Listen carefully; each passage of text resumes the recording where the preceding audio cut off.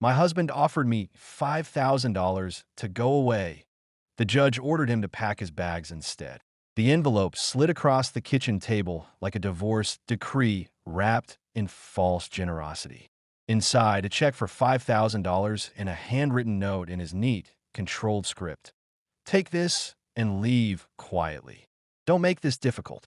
Naomi Carter stared at the paper, her dark hands trembling against the white oak surface, and felt something inside her shift. Not break, but harden into something unrecognizable. Welcome. Take a deep breath because this story gets intense. Comment where you're watching from and follow for more stories that hit harder than real life. Naomi had always believed that betrayal arrived with thunder and lightning. Dramatic, impossible to miss, announced with the kind of fury that shook foundations. She'd been wrong. Betrayal came on a Tuesday evening in March, sliding across a kitchen table on expensive cardstock, accompanied by the smell of reheated lasagna and her husband's cologne. Trevor Mitchell didn't even look at her when he pushed the envelope forward. He was scrolling through his phone, his other hand wrapped around a glass of scotch he'd poured the moment he'd walked through the door. 12 years of marriage, and Naomi could read every micro-expression on his pale, angular face. Tonight, he wore the same look he'd had when firing an underperforming sales associate, clinical, detached, already mentally checked out. "What's this?" Naomi asked, though something deep in her gut already knew. Her voice sounded strange to her own ears, too calm, too measured. She'd been a high school English teacher before becoming a wife who followed opportunities. She knew how to maintain composure in front of hostile audiences. "Open it," Trevor said, finally looking up. His blue eyes were cold, businesslike. This wasn't her husband. This was Trevor Mitchell, regional director of pharmaceutical sales, the man who closed deals and eliminated obstacles. Apparently, she'd become an obstacle. Naomi's fingers felt numb as she pulled out the check. $5,000. Made out to her. Below it, the note, written in his hand. She read it once, twice, 3 times, waiting for the words to rearrange themselves into something that made sense, something that didn't feel like being erased. "You're serious." It wasn't a question. Trevor set down his phone with deliberate care. "Naomi, let's be adults about this. Our marriage hasn't been working for a while. You know it. I know it. I'm offering you a clean exit. Take the money, find an apartment, start fresh. We can file for divorce quietly. No drama, no mess. I think that's more than fair." More than fair. The words hung in the air between them like a slap that hadn't quite landed yet. Naomi felt her throat tighten, felt the familiar sting behind her eyes that signaled tears, but she forced them back. She'd cried enough over the past 3 months. Silent tears in the shower, tears into her pillow while Trevor slept peacefully beside her, tears in her car, in grocery store parking lots. "Fair," Naomi repeated slowly. "You think $5,000 is fair compensation for 12 years?" Trevor sighed, the sound heavy with manufactured patience. "Compensation? Naomi, you haven't worked in years. I've supported this household, paid for everything. This house, your car, your lifestyle, all of it came from my income. I'm being generous by offering you anything at all." There it was. The narrative he'd constructed, probably refined through conversations with his attorney, maybe even rehearsed with her. Yes, Naomi knew about her. Jessica Browning, pharmaceutical rep, 28 years old, blonde, ambitious, and apparently very comfortable staying in hotels in their own city with other people's husbands. Naomi had discovered the affair 3 months ago, though discovered felt too dramatic for what had actually happened. She'd been reconciling their credit card statements, something Trevor had been too busy to do himself, and noticed charges for the Riverside Hotel downtown. Multiple charges. Always on Thursdays, Trevor's supposed late meeting days. When she'd casually asked about a client dinner he'd mentioned, he'd changed the subject so quickly she'd known something was wrong. The private investigator had cost $2,000 of her own money, withdrawn carefully from the household account Trevor never bothered to check. Worth every penny for the photos, the timeline, the irrefutable documentation of a 2-year affair. But Trevor didn't know she knew. Naomi had played the role of oblivious wife perfectly, smiling through dinners, asking about his day, maintaining the facade of their life while quietly building her case. Her attorney, Patricia Reeves, had advised patients. Let him think he's in control, Patricia had said during their first consultation. Men like him always overplay their hand. Looking at the check now, Naomi realized Patricia had been right. I sacrificed my career twice to follow your opportunities, Naomi said quietly, setting the check down. Philadelphia to Portland. Portland to Seattle. I gave up tenure-track positions. Trevor, I gave up my own trajectory so you could build yours. Trevor waved his hand dismissively. You made choices, Naomi. No one forced you. And let's be honest, teaching high school English isn't exactly a lucrative career. You benefited from my success. The casualness of his cruelty took her breath away. This was the man who'd promised her forever at a small chapel in Virginia, who'd held her hand through her father's funeral, who'd once driven 4 hours in a snowstorm because she'd called him crying from conference. Or had that man ever really existed? Had he always been this cold, this calculating, and she'd simply been too in love to notice? What about the house? Naomi asked, her voice steady despite the rage building in her chest. We bought it together. I used my inheritance for the down payment. The house is in both our names, Trevor acknowledged. We can work that out through the lawyers. But Naomi, think practically. You can't afford to maintain this place on your own. I'm offering you a way out before things get ugly. Before lawyers drain everything we've built. Everything we've built. The phrase was almost funny. Trevor had built a career. He'd built a portfolio. He'd apparently built a whole separate life with Jessica Browning. What had Naomi built? A home, yes, but one she was now being asked to abandon for $5,000. She thought about the kitchen renovation she'd designed herself, the garden she'd planted and tended for 6 years, the guest room she'd painted 3 times to get the color just right. She thought about the neighborhood book club she'd started, the teenagers she'd tutored pro bono, the community she'd woven herself into while Trevor networked at conferences and stayed late at the office or at the Riverside Hotel. I need to think about it, Naomi said finally, picking up the envelope. Trevor's face relaxed slightly. He'd expected resistance, she realized.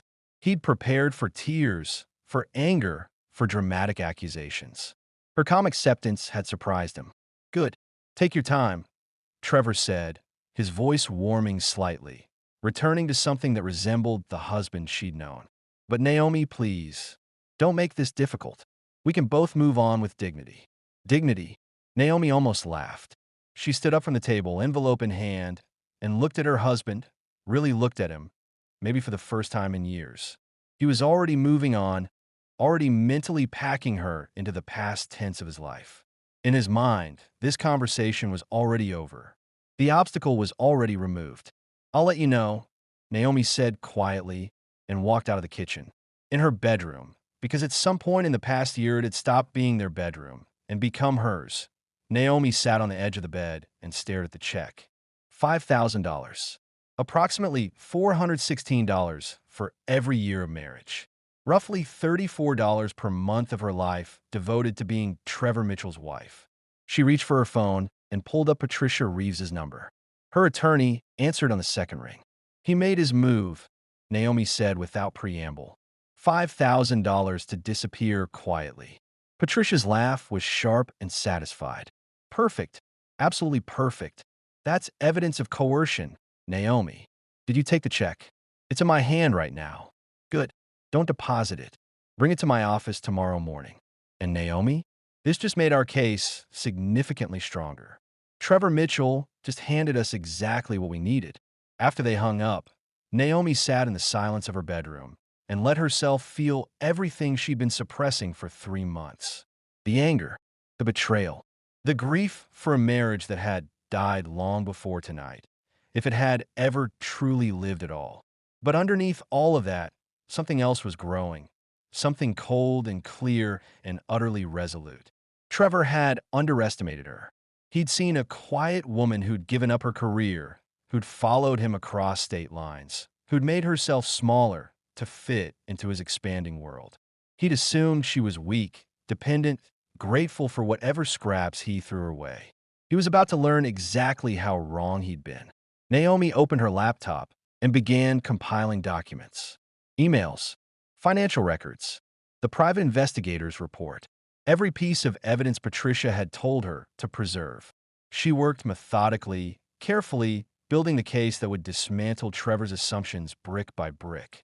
Outside her window, Seattle rain began to fall, steady and relentless. Naomi listened to it drum against the glass and felt something like peace settle over her shoulders. The storm was just beginning, but this time, she wouldn't be the one caught unprotected. This time, Trevor would be the one left standing in the rain. Where in the map are you watching from? Trevor whistled in the shower the next morning, some upbeat tune Naomi didn't recognize. She heard him humming as he shaved, the sound drifting through the bathroom door like mockery. He emerged dressed in his best suit, the charcoal Tom Ford she'd helped him pick out for his promotion celebration 2 years ago. Big meeting today, he announced, adjusting his cufflinks. Regional conference call. Might be late tonight. Naomi looked up from her coffee. Thursday night late. Something flickered across his face. Confusion, then comprehension, then carefully constructed innocence. Yeah, probably. You know how these things run. She knew exactly how these things ran. Thursday nights meant the Riverside Hotel. Thursday nights meant Jessica Browning in a room Trevor paid for with their joint credit card, drinking wine Naomi's inheritance had ultimately funded, laughing at jokes about the wife he found so disposable. Have a good day, Naomi said evenly. Trevor paused, studying her face. She could see him try to read her, trying to understand why she wasn't fighting, wasn't crying, wasn't begging him to reconsider. His confusion was almost satisfying. You too, he said finally, and kissed her forehead, a gesture so casual, so automatic, it made Naomi's stomach turn. He'd kissed her the same way yesterday morning, and the morning before that, probably kissed her the same way the morning after every hotel visit with Jessica. The performance of marriage continuing seamlessly while he dismantled their life behind the scenes. After he left, Naomi stood at the kitchen window, watching his BMW pull out of the driveway. This house, in Seattle's Maple Leaf neighborhood, had cost $740,000 4 years ago. Her inheritance, $150,000 from her grandmother's estate, had covered the down payment. Trevor's name was on the mortgage, but Naomi's money had made it possible. He seemed to have forgotten that detail when calculating her worth at $5,000. She thought about calling in sick to the volunteer tutoring program at Roosevelt High School, but decided against it. Maintaining normalcy was crucial. Patricia had been clear, act exactly as you always do. Give him no reason to suspect you're preparing for war. So Naomi went to the school, smiled at the students, helped a junior named Marcus untangle a particularly difficult passage from The Great Gatsby. It's about the green light, he said suddenly, understanding dawning. Gatsby's chasing something he can never actually have. Exactly, Naomi said softly, thinking about her own 12 years of chasing the idea of a marriage that had never truly existed. At 3:47 p.m., her phone buzzed. A text from Trevor. Asterisk dinner with clients tonight. Don't wait up. Asterisk. No mention of the envelope. No follow-up about her decision. He'd made his offer and now expected her to simply comply, to pack her bags and disappear like an employee he'd terminated. In Trevor's world, people were transactions, problems to be solved with the right dollar amount. Naomi typed back, asterisk okay. Love you, asterisk. The lie tasted bitter even through text message. She stopped by Patricia's office on the way home, delivering the check in a sealed envelope like evidence at a crime scene. Her attorney smiled, a sharp, predatory expression that reminded Naomi why she'd chosen this particular lawyer. He's going to regret this, Patricia said, holding up the check. Men like Trevor always do. That night, Naomi ate dinner alone at the kitchen table where Trevor had casually tried to erase her. She pictured him at the Riverside Hotel, probably ordering room service, probably laughing with Jessica about how easy this was going to be, how grateful his naive wife seemed to take whatever scraps he offered. Let him laugh, Naomi thought, cutting into her chicken with deliberate precision. Let him think he'd won. The storm was gathering, and Trevor Mitchell had no idea he was standing at the center of it. If you think offering someone $5,000 to erase 12 years of their life is acceptable, don't bother subscribing. This channel is only for people who believe everyone deserves justice. Hit that subscribe button if you stand against manipulators like Trevor. Naomi found the documents by accident, or perhaps Trevor's arrogance had simply made him careless. She'd been looking for the property tax receipt Patricia needed when she opened Trevor's home office filing cabinet. The drawer stuck, and when she yanked harder, a folder tumbled out from the back, spilling papers across the hardwood floor. Bank statements, but not from her joint accounts. Naomi's hands trembled as she gathered the papers. First Seattle Bank, an account opened 18 months ago in Trevor's name only. The balance made her breath catch, $340,000. But got worse. The second account was at Columbia Credit Union, opened 2 years ago. Account holder, Patricia Mitchell, Trevor's mother. Balance, $287,000. But the transaction history showed consistent deposits from Trevor's business account, transfers Naomi had never seen on their joint statements. He'd been hiding money, systematically, deliberately, for years. Naomi's vision blurred as she flipped through pages of transfers, careful movements of funds that painted a clear picture. Trevor had been planning this long before the affair, long before the envelope on the kitchen table. He'd been building an escape route, securing assets where she couldn't touch them, preparing to leave her with nothing. Then she found the loan documents. Her name jumped out from the page like an accusation. 3 business loans, totaling $180,000, all secured using her credit score, her signature she definitely didn't remember making. The dates went back 5 years. The loans had defaulted 2 years ago, the missed payments carefully hidden from her view. Naomi's hands shook so violently the papers rattled. Trevor had forged her signature. He'd used her excellent credit to fund his business ventures, then deliberately defaulted while hiding the profits in secret accounts. Her credit score, something she guarded carefully her entire adult life, had been destroyed without her knowledge. She grabbed her phone and pulled up her credit report, something she hadn't checked in over a year. The number that appeared made her stomach drop. 547. Collections agencies listed. Late payments. Defaulted loans. Her financial identity had been systematically demolished while Trevor built his fortress of hidden wealth. "Oh God," she whispered to the empty office. "Oh my God, this wasn't just divorce. This was fraud. This was identity theft. This was financial abuse on a scale that made the $5,000 offer look like the insult it truly was. Not generosity, but contempt." Naomi photographed every document with shaking hands. Every bank statement, every transfer record, every forged signature. Her mind raced with implications. The house they'd bought together. How much of it had been purchased with money Trevor had stolen using her name? The lifestyle he'd built. How much had been funded by destroying her financial future? She called Patricia immediately. "I found something," Naomi said, her voice cracking.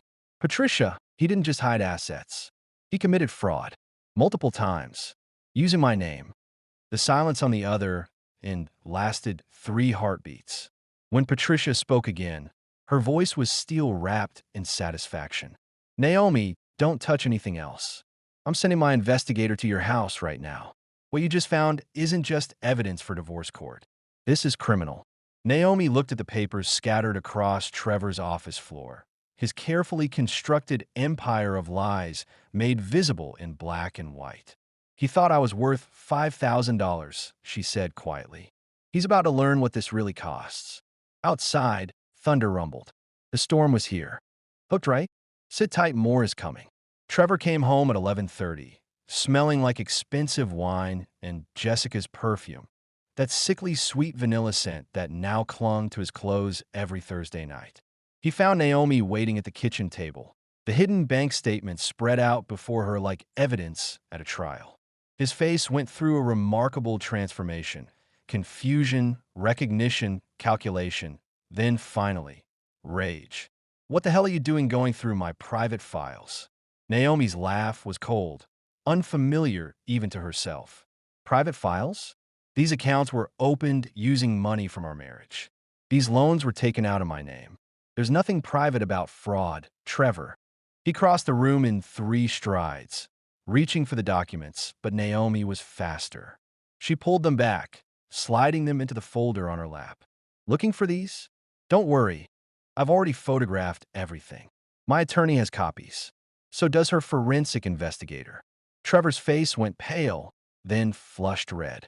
You had no right. I had no right. Naomi stood, the folder clutched against her chest. You forged my signature on loan documents. You destroyed my credit score. You had over $500,000 in accounts I didn't know existed, including one in your mother's name. And you think I had no right to discover it. You don't understand business, Naomi. Those were investments you defaulted on while hiding the profits. That's not business, Trevor. That's fraud. That's identity theft. Those are felonies. The word hung between them like a grenade.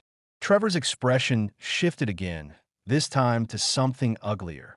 Desperation masked as intimidation. No one will believe you, he said, stepping closer. I'm a regional director. I have connections, lawyers, resources. You're a housewife who hasn't worked in years. Who do you think they'll believe? There it was. The real Trevor, finally visible without the mask of the charming husband. This was the man who'd looked at his wife of 12 years and seen nothing but an obstacle to be removed, a problem to be solved for $5,000. A housewife, Naomi repeated softly. Is that what you tell Jessica? That your wife is just a housewife who contributed nothing? Do you tell her about the inheritance that bought this house?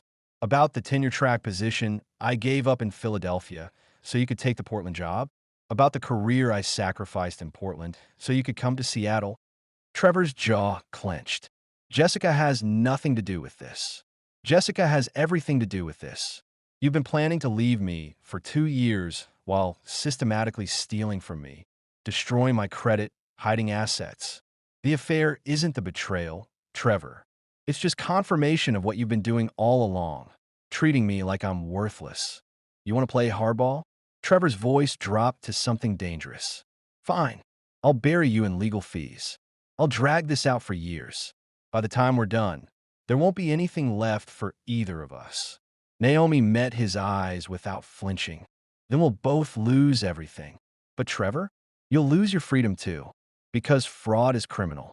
And I have all the evidence. She walked past him toward the stairs, leaving him standing in the kitchen, surrounded by the ruins of his carefully constructed lies. You should have offered more than $5,000, she called back without turning. You might have actually gotten away with it.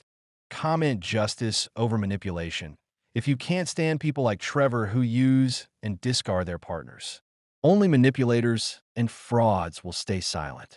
The summons arrived at Trevor's office on a Wednesday afternoon, delivered by a process server who found him in the middle of a sales presentation. His colleagues watched with poorly concealed curiosity as Trevor signed for the envelope, his face carefully blank. Naomi heard about it from Patricia, who'd received a furious call from Trevor's attorney within the hour. He's panicking, Patricia said, satisfaction evident in her voice. His lawyer tried to negotiate before we even get to court. They're offering $50,000 now, from $5,000 to $50,000 in 2 weeks. The number would have been laughable if it weren't so insulting. Counteroffer? Naomi asked. We don't counter. We let the court decide. The preliminary hearing was scheduled for April 15th, tax day, appropriately enough. Naomi spent the intervening weeks compiling her life into exhibits and depositions. Every email where Trevor had promised her his business ventures were safe investments. Every bank statement showing her inheritance disappearing into accounts she'd never seen. Every credit report showing the damage he'd caused. Patricia's forensic accountant, a stern woman named Diane Shun, had traced the money with surgical precision. The hidden accounts, the shell company Trevor had created, the systematic transfer of marital assets into untouchable territory. The loan fraud that had destroyed Naomi's credit while padding Trevor's secret accounts. It's textbook financial abuse, Diane explained during a prep session. He isolated you from financial information, controlled all monetary decisions, then systematically stole from you using your own identity. The judge will see exactly what this is. Trevor, meanwhile, had apparently told everyone in his office that Naomi was having a breakdown, that she'd become unstable and vindictive. Jessica Browning had been notably absent from company events since the summons arrived. Smart girl, Naomi thought. She was learning what happened to people who trusted Trevor Mitchell. The night before the hearing, Naomi couldn't sleep. She stood in the kitchen where Trevor had offered her $5,000 to disappear, remembering the casual cruelty in his voice, the assumption that she would simply accept erasure. Her phone buzzed at 11 p.m. A text from an unknown number. Asterisk, drop this, and I'll give you $100,000. Final offer. T asterisk, Naomi stared at the message. $100,000. 20 times his original offer. Still a fraction of what he'd stolen. Still less than what she was owed, but enough to make some people hesitate. Enough to make them think about legal fees and uncertain outcomes and the exhausting reality of fighting. She typed back, "See you in court." Then she blocked the number. The next morning, Naomi dressed in a navy suit her sister had sent from Virginia. Professional, dignified, the armor of a woman who refused to be dismissed. She met Patricia outside the King County Courthouse, its imposing concrete structure gleaming in the April rain. "Ready?" Patricia asked. Naomi looked up at the building where Trevor's carefully constructed lies would finally face scrutiny, where his assumptions about her worth would be tested against actual law, where the man who tried to erase her for pocket change would learn that some things couldn't be bought. "I've been ready for 12 years, Naomi said. "I just didn't know it." They walked through the doors together, leaving the rain behind. Judge Margaret Hendricks was 63, sharp-eyed, and had presided over family court for 20 years. She listened to Trevor's attorney with an expression that gave nothing away. "Your Honor, Mr. Mitchell simply made sound business decisions to protect his assets during a deteriorating marriage. Mrs. Mitchell's claims of fraud are exaggerated attempts to gain leverage in what should be a straightforward divorce proceeding." Trevor sat at the defendant's table in another expensive suit, his jaw tight, his eyes fixed on some point above the judge's head. He hadn't looked at Naomi once since entering the courtroom. Then it was Patricia's turn. She presented the evidence methodically, building the case brick by brick. The private investigator's report documenting the 2-year affair. The credit card statements showing hotel charges in their own city. The bank statements revealing hidden accounts totaling $627,000. The loan documents with Naomi's forged signature. The credit reports showing systematic destruction of her financial identity. "This isn't a business decision, Your Honor," Patricia said, her voice cutting through the courtroom. "This is fraud, identity theft, and financial abuse. Mr. Mitchell didn't just hide assets. He actively destroyed his wife's credit while building secret wealth, then offered her $5,000. Patricia held up the check to disappear quietly. Judge Hendricks took the check, studied it, then looked at Trevor for the first time. $5,000, Mr. Mitchell, for a 12-year marriage." Trevor's attorney stood quickly. "Your Honor, that was an initial good-faith offer to avoid contentious." "It was an insult," the judge interrupted. "An evidence of coercion." She turned to Diane Shun. "What's your assessment of the marital assets?" Diane stood, confident. Total marital assets, including hidden accounts, retirement funds, and home equity, $1.4 million. Mrs. Mitchell's inheritance funded the home down payment. Her excellent credit secured the business loans Mr. Mitchell defaulted on. Her career sacrifices enabled his advancement through 2 relocations. By any equitable standard, she's entitled to at least 65%. The courtroom felt airless. Naomi watched Trevor's face go white, watched him lean over to whisper frantically to his attorney. She felt nothing. No satisfaction, no vindication, just a cold, clear certainty that this was justice, finally visible. Judge Hendricks reviewed the documents for what felt like hours, but was probably 15 minutes. When she finally looked up, her expression was granite. "Mr. Mitchell, I find your conduct reprehensible. You systematically defrauded your wife, destroyed her credit, hid marital assets, and attempted to coerce her into accepting a settlement that was deliberately designed to leave her destitute. This court awards Mrs. Mitchell 65% of all marital assets, including retirement accounts, investment portfolios, and a family home. Trevor stood abruptly. Your Honor, I'm not finished. The judge's voice was steel. Mr. Mitchell, you have 30 days to vacate the marital home. Mrs. Mitchell will remain there until the property settlement is finalized. You will refinance the mortgage in your name alone within 60 days, or the house will be sold, with Mrs. Mitchell receiving her portion plus all relocation costs. Additionally, I'm referring this case to the prosecutor's office for criminal investigation of loan fraud and identity theft. The gavel fell like thunder. Trevor stood frozen, his face ashen, while Naomi finally allowed herself to breathe. 30 days later, Naomi watched from the living room window as Trevor loaded the last box into his BMW.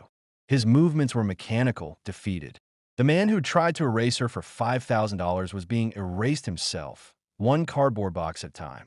He didn't knock, didn't say goodbye, just drove away from the house her inheritance had purchased, the life she'd built, the home he'd tried to steal. Patricia called an hour later. The wire transfer just cleared. Your portion of the assets, $910,000. The house refinance failed, so it's going to market. You'll get another $340,000 from a sale. Over $1.2 million. From a man who'd thought she was worth $5,000. And the criminal case? Naomi asked. The prosecutors moving forward. Trevor's facing 3 counts of fraud, 2 counts of identity theft. His pharmaceutical company suspended him pending investigation. Apparently, they don't love regional directors who commit felonies. Naomi should have felt triumphant. Instead, she felt hollow, like she'd won a war but lost something she couldn't quite name. Not Trevor. She'd lost him years ago, if she'd ever truly had him. Maybe she'd lost her naivety, her ability to trust blindly, her belief that love was enough. The doorbell rang. Her sister, Michelle, stood on the porch with suitcases and groceries and the same fierce expression she'd worn when they were kids, and someone had been cruel to Naomi on the playground. I took 2 weeks off, Michelle announced, pushing past her into the house. We're going to eat ice cream, watch terrible movies, and plan your next chapter. They sat in the kitchen, the same kitchen where Trevor had slid that envelope across the table, and Michelle pulled out a laptop. Roosevelt High School is hiring, she said. English department. They specifically asked if you were interested. Naomi stared at the job posting. Full-time position. Benefits. The chance to return to the career she'd abandoned. The calling she'd sacrificed for a man who'd seen her sacrifices as weakness. Marcus told his counselor you were the best tutor he'd ever had, Michelle continued. Apparently, half the school knows about you. They want you back, Naomi. Teaching. Making a difference. Being yourself again. Being herself. Naomi realized she barely remembered who that was anymore. She'd been Trevor's wife for so long. She'd forgotten she was Naomi Carter first. Teacher, reader, woman who'd once had dreams that didn't revolve around someone else's ambitions.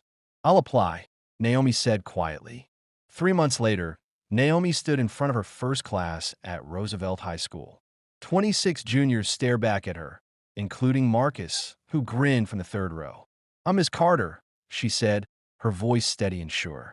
We're going to study The Great Gatsby this semester. It's about a man who spent his whole life chasing an illusion. By the end, I hope you'll understand that some things aren't worth chasing. In some things, she looked around at the eager faces at the life she was rebuilding. Some things are worth fighting for. The settlement money sat in her account, security she'd earned through 12 years of sacrifice and 3 months of war. The house sold for $890,000. Trevor's criminal trial was scheduled for November. But standing in that classroom, Naomi realized something profound. Trevor hadn't just lost money and property and freedom. He'd lost her, and she'd gained herself back. That was worth more than any judge could ever award. If you believe people like Trevor deserve everything coming to them, hit that like button. Comment, she won, if you're celebrating Naomi's victory. Only frauds and manipulators won't engage.